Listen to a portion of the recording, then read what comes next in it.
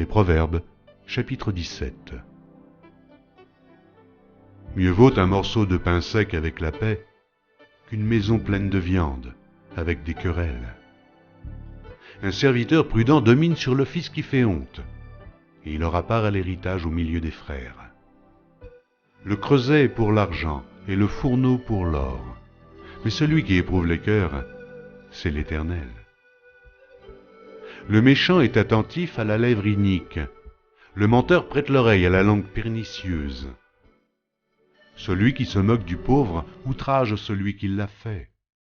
Celui qui se réjouit d'un malheur ne restera pas impuni. Les enfants des enfants sont la couronne des vieillards, et les pères sont la gloire de leurs enfants. Les paroles distinguées ne conviennent pas à l'insensé, combien moins à un noble les paroles mensongères.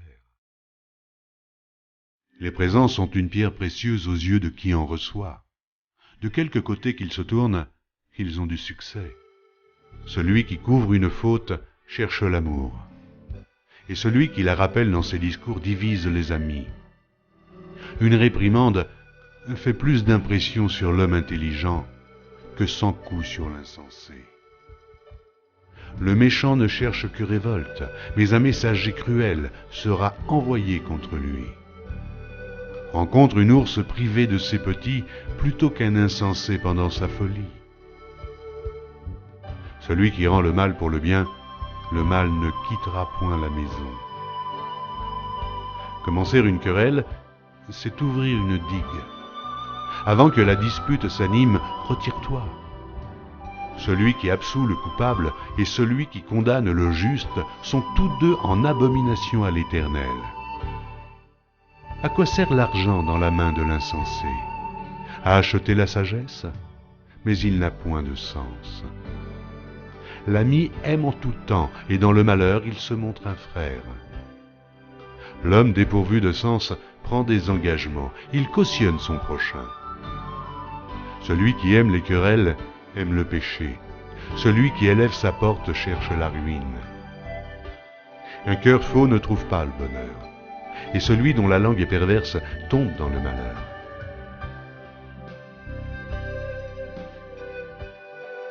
Celui qui donne naissance à un insensé aura du chagrin. Le père d'un fou ne peut pas se réjouir. Un cœur joyeux est un bon remède, mais un esprit abattu dessèche les eaux. Le méchant accepte en secret des présents pour pervertir les voies de la justice. La sagesse est en face de l'homme intelligent, mais les yeux de l'insensé sont à l'extrémité de la terre. Un fils insensé fait le chagrin de son père et l'amertume de celle qui l'a enfanté. Il n'est pas bon de condamner le juste à une amende, ni de frapper les nobles à cause de leur droiture.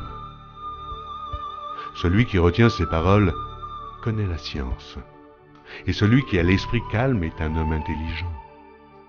L'insensé même, quand il se tait, passe pour un sage. Celui qui ferme ses lèvres est un homme intelligent.